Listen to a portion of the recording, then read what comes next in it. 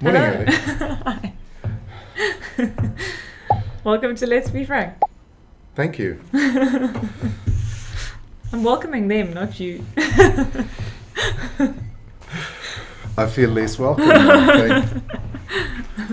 You're part of the furniture. I'm I part don't of have the to welcome furniture. you to Let's Be Frank.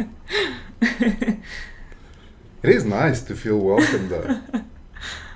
Don't you feel welcome without me saying it? Well, the fact that you pointed out now that you're not welcoming me makes me feel a little bit different. I'll just sit here in my corner. Okay, you're welcome. So, today, what are we talking about? What if? What if? Yeah. And the many what ifs we ask ourselves and others every day. Mostly ourselves, I think. Mostly ourselves. Yeah. So I thought about this as a topic because I was kind of going through some what ifs in my mind, and I thought, well, I'm sure everybody does this. Yeah. What if I hadn't taken this job, or what if I hadn't grown up in a certain area, or Yeah, anything. yeah. So some of the what ifs that I ask myself is, what if we could administer truth serum to all politicians for a I day? thought you were going to say to everyone. Well, to everyone would be even more That's- interesting. But let's start with Yeah. politicians. Well, yeah, well, I've spoken to you about that movie, the Ricky Gervais movie, The Invention of Lying, Correct. where before lying was invented, everyone was 100% honest all the time, and how awkward that made some situations. But it wasn't. It was normal, so it wasn't. Yeah, it comes across as awkward to Yeah. us because we're not used to Yeah, being 100% honest all the time. yeah. But just imagine, what if we could administer truth serum to all politicians in the world for 24 hours? What do you think would be the effect of that? World War III. I think that's kind of where everybody will go Yeah. as a first off. But maybe it could have a completely different effect. Well, I suppose knowing, if you knew for a fact that the words coming out of their mouth were honest, it would probably make people trust them a whole lot more, Or not. depending on what their intentions are. So if they are people with good intentions, which, as we know, politicians often don't have the best intentions. But, yeah, I wonder. I'm not sure. So it's interesting because if you only administer the truth serum to the politicians, Yeah. and they, for the next 24 hours, start speaking the truth, what would the rest of us, what would our reactions be? Yeah. First of all, I don't think we'll believe them. Well, yeah, exactly. So we'd have to know for a fact that they were issued a truth serum. There would have to be an email warning everyone that this is coming. Yeah. But it could change the face of the earth. It could change so many things. Yeah.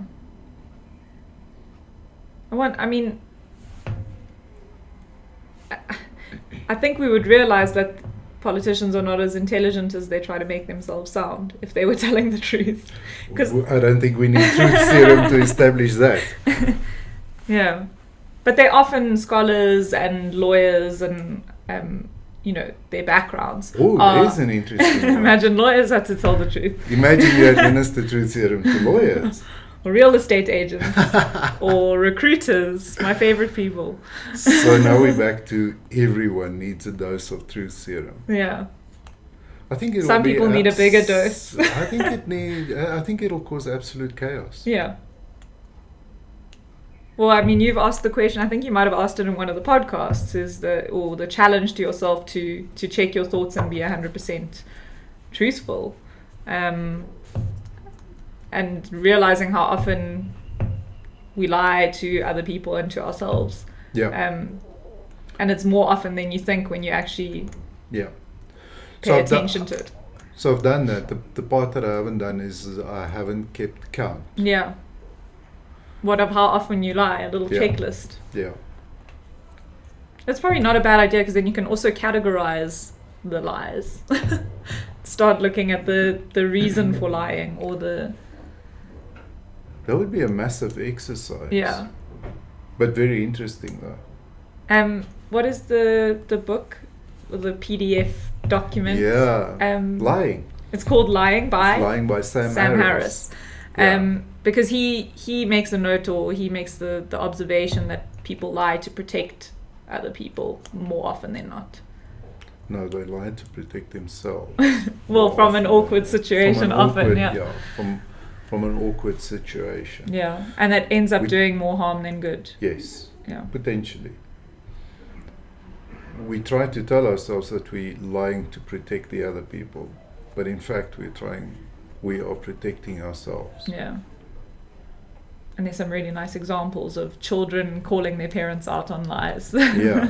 I think we've all experienced some kind of instance of where somebody was called out on a lie. But for me, that part is about kind of checking myself. I mean, I know that people lie. People lie more often than they care to admit. Yeah.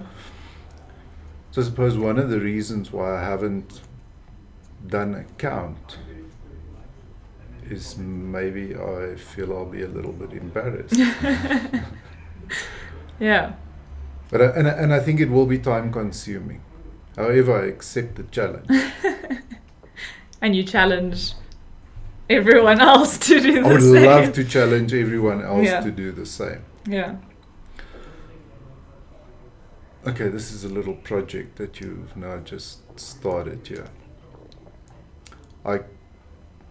How many people I'll are do going to it. lie about how often they lie? Probably all of us.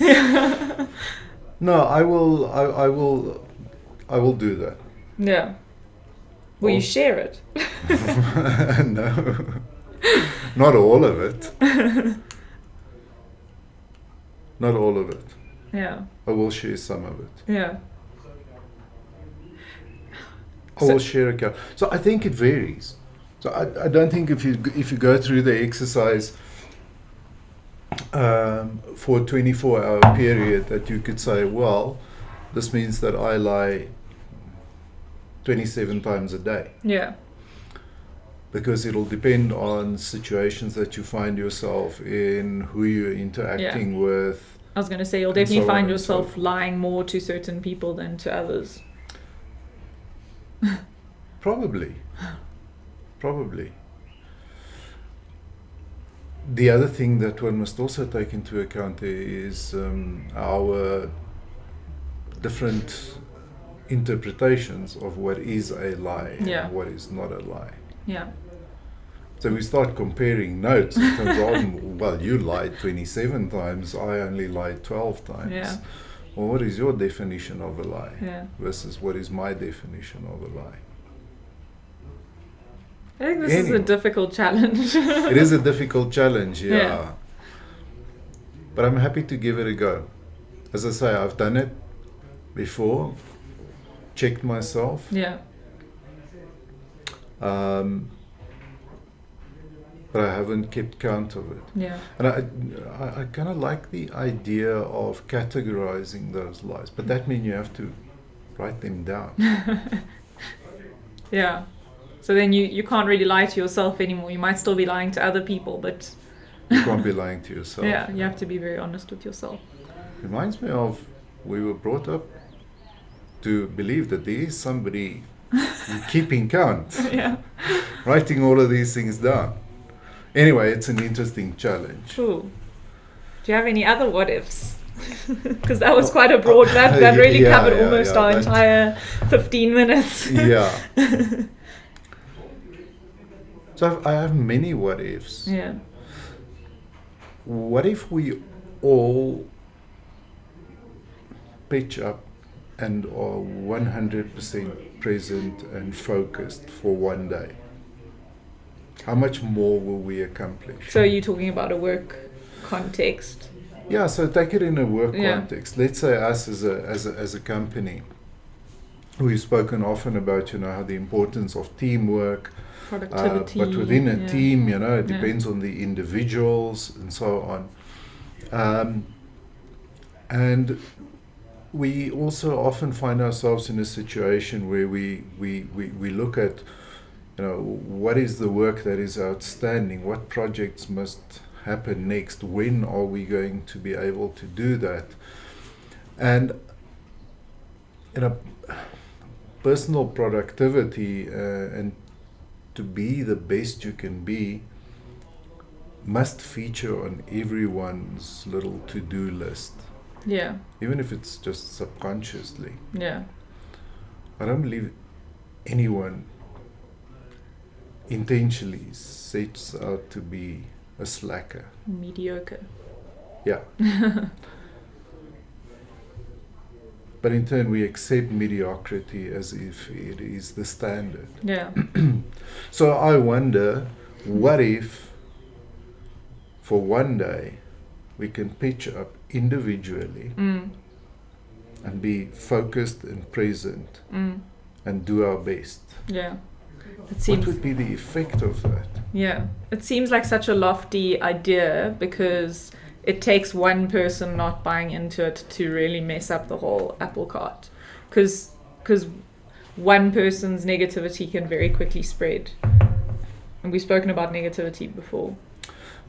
But do you think that one person not participating fully will really upset the apple cart? No, I think it would be more one person intentionally trying to. Wouldn't that person just come across as a real asshole? I'm sure they would. Yes, they would. Yeah. So in my opinion, then that would not be a failed experiment. It wouldn't upset the apple cart. So let's say the intention. What if the intention is that we all pitch up and we are 100% present and focused? Yeah. But because we start from a base of, I don't know, 50%, 60%. So let's say we only manage to get everyone to be at 90%, plus one or two assholes. Wouldn't that immediately raise the bar? Yeah. Wouldn't you come in tomorrow and say, wow, just look at what we achieved yesterday? Yeah. So this brings me to what if there was more recognition for the one or two people that are bringing their A game? Would that not also motivate the others too? I don't think so. Why not? This gone from a what if to a why not. I knew that question was coming. I knew that question was coming. So we have all the mechanisms in place for everyone to recognize behavior like that. Yeah. And that doesn't translate. So it's not like we don't recognize it. I think what makes it difficult is it is, to a large extent, it is a subjective thing. So you recognize somebody for a piece of work well done, but you don't necessarily do that to recognize somebody functioned at 100% or 95% or whatever. I don't think 100% is attainable, but to get to as close as possible. Yeah. So somebody might do something really great. Well, what is the benchmark? Do we know? Could that person have done more? So that's why I say I don't think that that is the answer. It feels like it's so much easier to notice and point out a negative behavior than it is to notice and point out a positive behavior. I think that's natural, but something... Which is why we built Salute, because we want to celebrate and we wanted to make it as easy as possible for everyone to recognize the positive behavior. Again, I mentioned the formula. The formula is there because collectively we decided these are the things that we must do more of and the things that we must do less of. And we have a responsibility collective responsibility to point out where that is happening. Yeah. So it takes discipline from everyone. I think that's sometimes where the execution falls short, is that we rely on one person to point out the positives and the negatives, rather than doing it as a team. So discipline and the effort. Yeah. Persistence. Yeah. Is there a difference between discipline and effort? Yes, there is. Yeah. Okay. Yeah. So that's why I mentioned effort along with the persistence. Yeah. So it actually, it's again, the quote that we mention a lot is the ounce of action is worth a ton of theory. Is we talk about these things a lot, but we need action it to actually become a thing. So it goes back to our meeting principles. It goes back to everything, that only once you do something, do you see the results and the effects of what you've been doing, and are you able to then pursue it and be persistent with it. So correct. Yeah, and I will always stand up and say that it's one of my shortcomings is the taking action part, but that once you do it, everything else becomes easier. It does become easier. Yeah. It's a little bit uncomfortable in the beginning, and then it becomes easier. Yeah.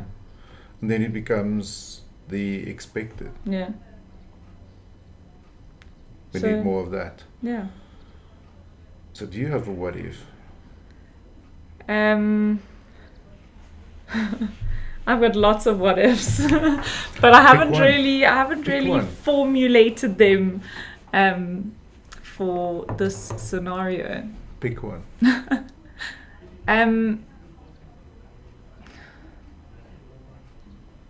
So my what if is, what if we as a collective actually did that thing that we want to do? So I have my own personal example that I have thought for many years that I potentially have a book in me, and I have a writing background, and it seems like the right trajectory to write a book. And I've thought it for a very long time, and I've thought about all the things I could write about, and so as I said to you this morning, I started writing, which I'm very excited about because I've finally done the action step. So what if we actually did the thing we want to do, and instead of just thinking about it?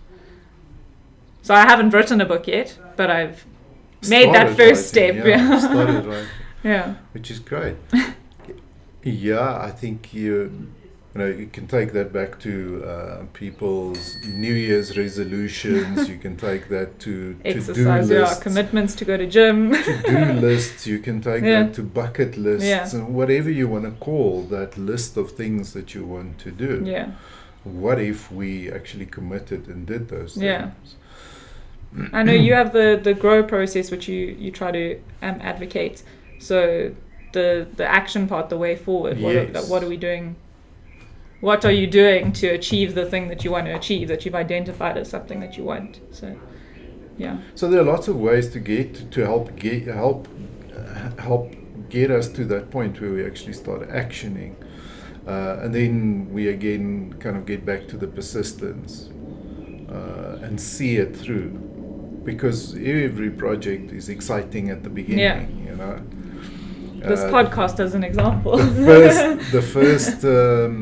The first, I don't know, 2 or 3 visits to the gym. It's nice. Yeah. And you feel good, and etc.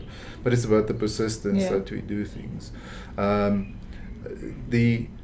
So I just want to get back to the what if. Yeah. What if we did a thing? Yeah. So I think that people will grow immensely as individuals. Yeah. I think people will get much more comfortable with the concept of failure. Yeah. And that failure is Jim Quick. The only way to learn. It is, but Jim Quick says that failure is feedback. Yeah. Failure is feedback. So anything that you try and you fail at the first time. I mean, Ryan Holiday, in a number of his books, mentions that you have that responsibility to not just write one book, but to write more than one book. If you're going to paint, you know, you can't just expect your first painting to end up in the National Gallery. And whatever it is that you do, you have that responsibility to keep doing it, and through that you're going to get better.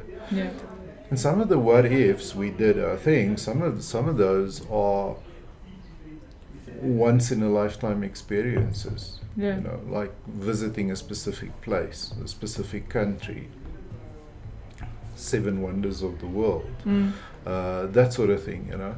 So that's okay if you have those, but I think it will enrich people's lives a hell of a lot if we started doing the things that we want to do. Yeah, I think so too. I think we're out of time. What if we had a 30-minute podcast? Then we could cover another what if at least. No, thank you. Maybe we'll revisit this topic again. Give us some ideas. Yeah. Give us some of your what ifs. Cool. We'll have a chat about that. Thank you. I'm saying thank you to them, not to you. Thanks. Well, thank you anyway.